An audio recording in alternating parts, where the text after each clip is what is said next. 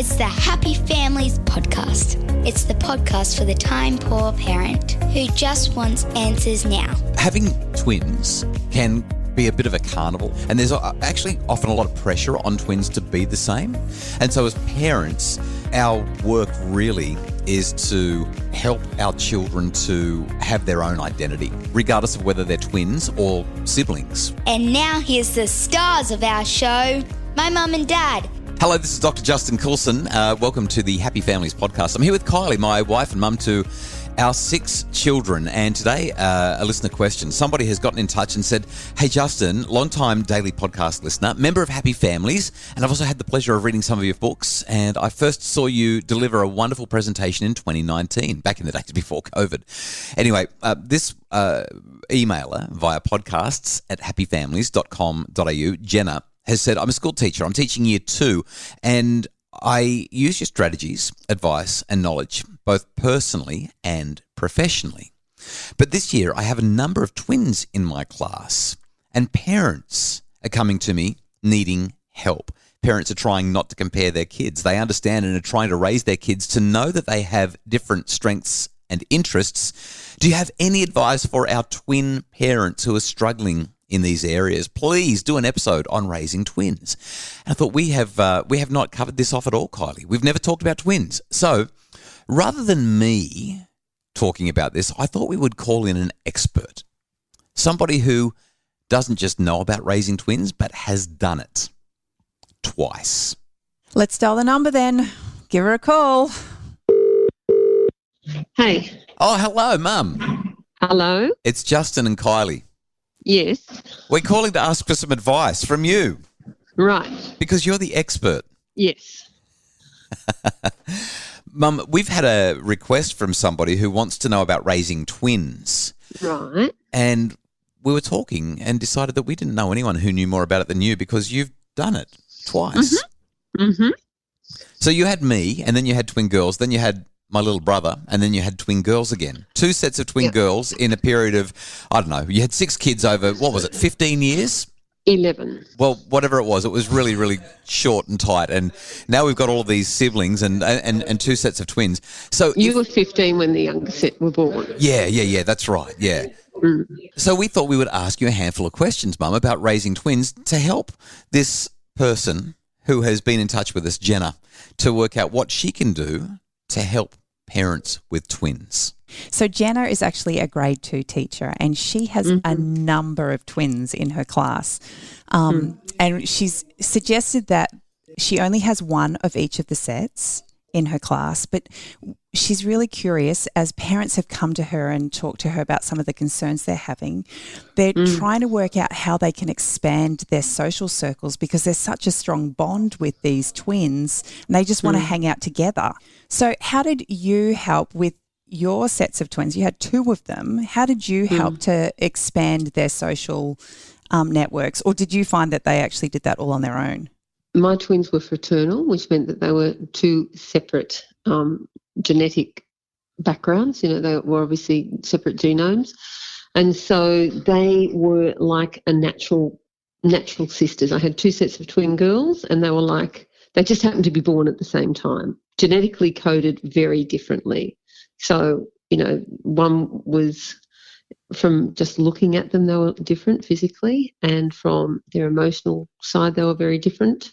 And they had different sets of friends. They were friends because that's what happened when they were growing up as 2-year-olds and 3-year-olds and 4-year-olds. They were just naturally together because that's just how it was. But once they started school, they formed their own friendships with others who had similar interests or that they felt that they connected with better. So I never had the problem of them being clingy or just wanting to be with each other. Great. Told you this would work great. Expert.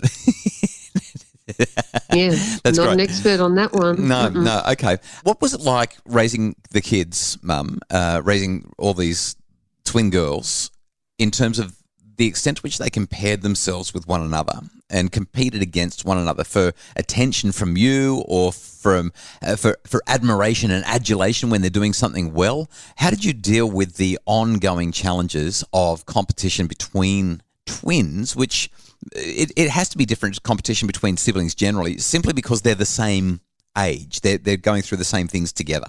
I watched what they were naturally gifted at and what they enjoyed doing. So to begin with, because I'm time poor and wanted to be more efficient, I had them in the same thing. So they'd go to ballet together, dancing together, trampoline together, singing together, piano together, all of the different things they did together. But it became pretty obvious over a few months that one loved it and one didn't want to go. And so they ended up excelling in their own areas because I let them follow what they wanted to do, and they were different and they chose different things. So the competition in that area wasn't that great. I still remember growing up though, Mum, and the kids would be like, there was always that sense of it's unfair. You let her do stuff that I'm not allowed to do, or why does she get to do that and I can't, even though they were twins. How do you recall managing and dealing with that, and how long has that persisted through their lives? I think the competitive, they can't help but compare. I don't know. I just thought because they were individuals, because they were fraternal twins, there wasn't what one might have with identical twins, which would be a very real comparison when they've got very similar backgrounds. But because they chose different friends, chose different hobbies, chose different things to do, had different interests, the comparison and that wasn't as great. But there was definitely still that she's better than me at this and, you know, you favour this on her. But I think that was more to do with just being children rather than twins. It's interesting you say that, Mum, because coming into the family, the younger set of twins were 6 when I joined the family. And I remember how individually you treated them. They weren't, they weren't, you know, kind of two peas in a pod. And I loved watching how both you and Dad have worked with each of them individually to, you know, support them in the choices that they've made throughout their lives.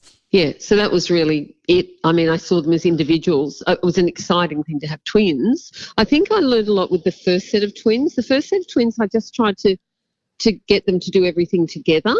And with the second set, I learned that I was better off letting go of the fact that I was time poor with 6 children and the 2 sets of twins, and trying to get 2 of them to the one event rather than splitting myself again and getting 2 children as well as the other 4 to different things.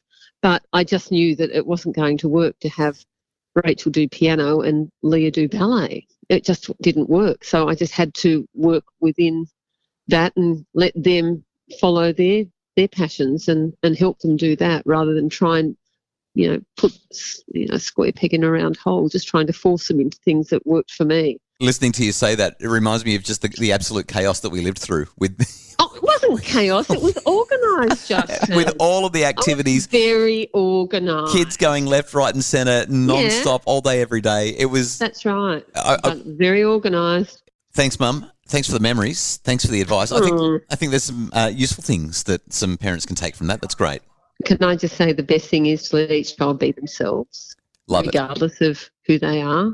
Follow what they love and what they're good at and let them develop who they are. Thanks, Grandma. As individuals. Bye. Bye. I love chatting with Mum, and maybe some useful bits and pieces that could be helpful for parents of twins. I think that's really the crux of it, isn't it? Hey, after the break, we're going to talk about what science says will help parents of twins to navigate the challenges of social life and comparison as they grow up and go through the schooling experience. Starting school is an exciting time, but it can also be a little worrying. The Starting School Activity Book is a printable workbook that will help prepare your little one for the first thrilling school days and give you tips on the best ways to talk about all the new things they're going to experience. Perfect for kindy, preschool or big school, and absolutely free. Online at happyfamilies.com.au. It's the Happy Families Podcast, the podcast for the time poor parent who just wants answers now.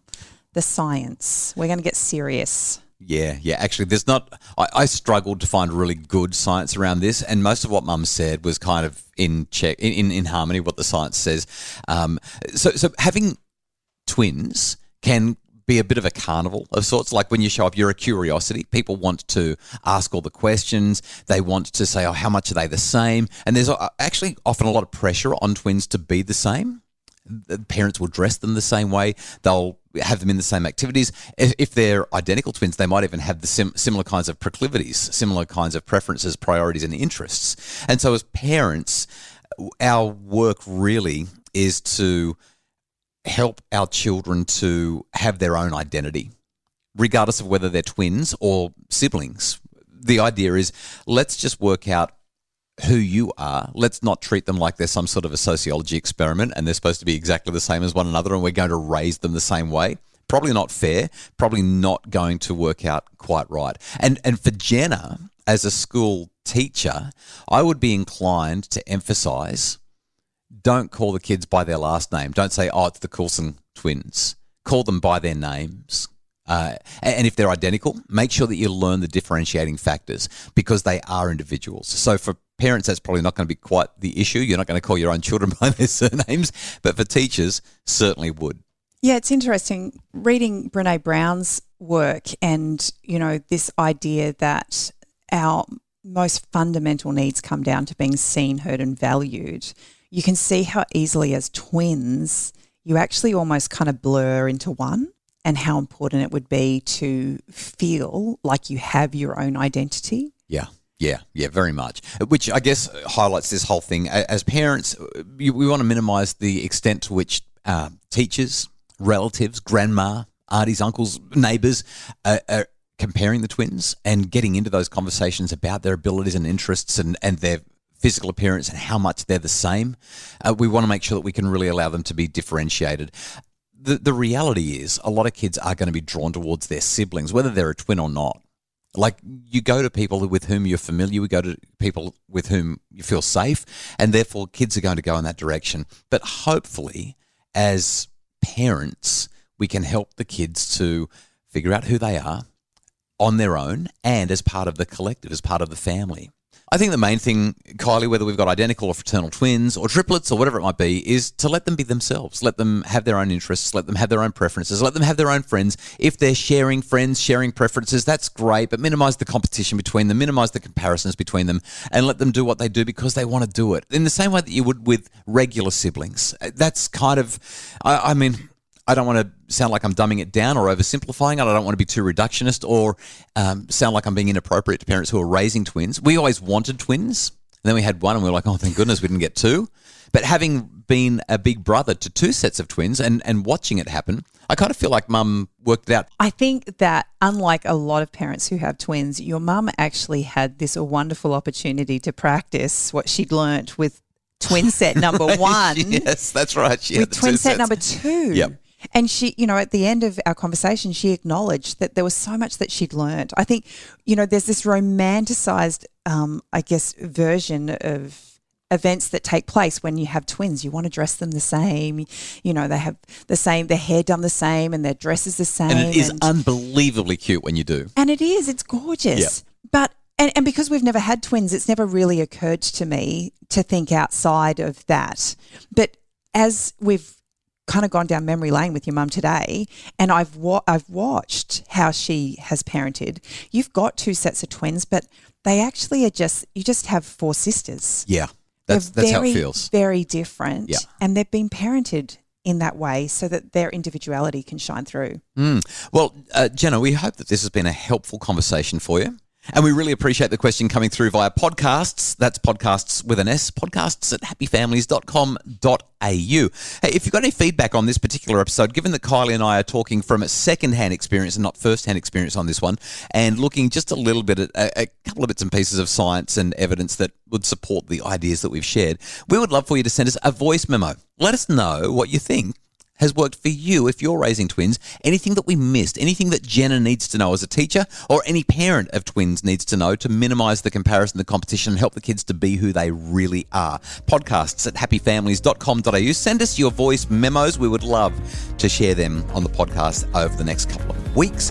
The Happy Families podcast is produced by Justin Rulon from Bridge Media. Craig Bruce is our executive producer. And for more info about making your family happier, you'll find it at happyfamilies.com.au.